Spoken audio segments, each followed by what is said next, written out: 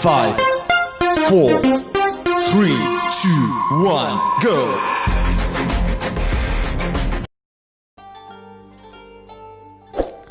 Assalamualaikum sobat, terima kasih telah mengklik video ini. Di video ini saya akan membahas tentang sejarah universitas pertama di dunia. Ternyata universitas pertama di dunia adalah di Maroko. Banyak yang mengatakan jika universitas tertua di dunia adalah Oxford di Inggris, dan ada pula yang mengatakan Al-Azhar di Kairo, Mesir. Namun, bila kita menelisik dan membuka kembali literatur sejarah Islam, terdapat sebuah universitas yang telah dibangun oleh seorang wanita muslim pada masa kejayaan Islam di abad pertengahan. Jadi, universitas pertama di dunia adalah Universitas Qarawiyyin di Fez, Maroko, yang didirikan oleh seorang wanita bernama Fatimah Al-Fihri. Universitas ini didirikan pada tahun 859 dan masih eksis hingga saat ini. Universitas ini juga telah tercatat di Guinness World Record sebagai universitas tertua di dunia. Universitas ini juga telah banyak menghasilkan sarjana yang sangat mempengaruhi sejarah intelektual dan akademik dunia Muslim dan Yahudi. Di antaranya adalah Ibnu Rushd Al-Sabti dan Abu Imran Al-Fasih. Fatimah Al-Fihri adalah seorang muslim kaya dari Tunisia yang mewarisi seluruh harta kekayaan ayahnya, Muhammad bin Abdullah Al-Fihri. Setelah kematian sang ayah, ia berencana membangun sebuah masjid dan lembaga pendidikan dengan niat memajukan pendidikan masyarakat yang ada di Fez, Maroko.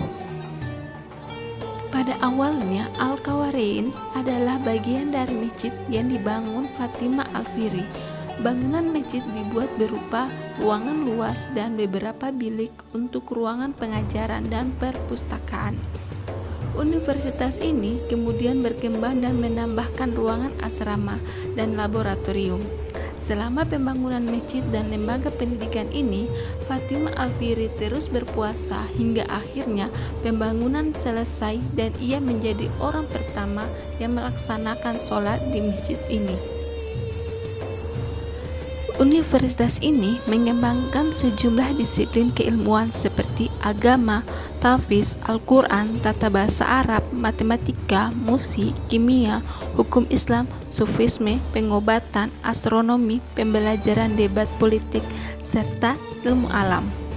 Saat perluasan pembangunan universitas ini selesai dibangun, para pelajar memiliki ruang dan tempat yang lebih baik untuk melakukan riset ilmiah. Tempat ini kemudian menarik perhatian dan menjadi magnet bagi seluruh pencari ilmu dari berbagai penjuru dunia. Pada masa abad pertengahan, universitas ini berperan penting sebagai mediasi kebudayaan dan pengetahuan antara umat Islam dan masyarakat Eropa. Bahkan pada abad ke-14, sebanyak 8.000 mahasiswa dari Eropa dan Mesir belajar di perguruan tinggi ini. Al-Qarawiyyin memainkan peran penting bagi penyebaran mazhab Maliki, satu dari 4 mazhab besar pemikiran Sunni Islam. Secara umum, pengelolaan universitas ini dijalankan di bawah kewenangan gubernur dan hanya sultanlah yang dapat berhak mengangkat pengajar. Meski demikian, para mahasiswa di universitas ini diberikan kebebasan untuk memilih pengajar dan kurikulum yang diinginkan. Banyak di antara para ilmuwan dan pemikir dunia lahir dari alma mater universitas ini, seperti Ibnu Khaldun, penulis buku Muqaddimah, dan Paul Sylvester II. Alumnus yang berasal dari Barat, pemimpin Vatikan yang juga diketahui sebagai pencipta angka Arab Latin, yang juga sekaligus pakar budaya dan ilmu matematika dan astronomi.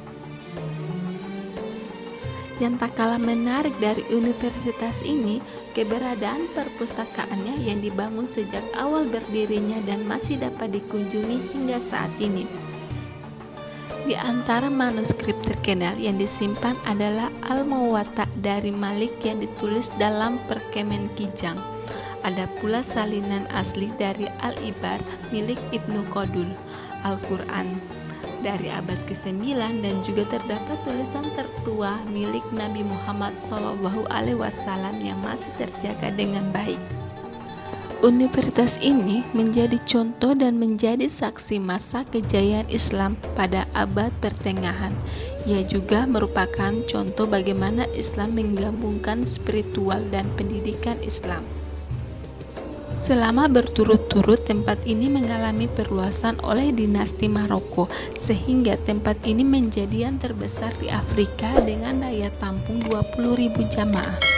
Apabila dibandingkan dengan masjid di Isfahan dan Istanbul, Masjid Qarawiyyin ini berarsitektur biasa dengan kolam dan lingkungan putih polos, lantai yang berhampar karpet di dinding putih dan atap yang berwarna hijau.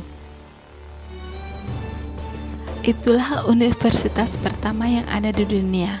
Bila ada yang salah atau yang kurang, boleh ditambahkan di kolom komentar. Terima kasih. Assalamualaikum warahmatullahi wabarakatuh.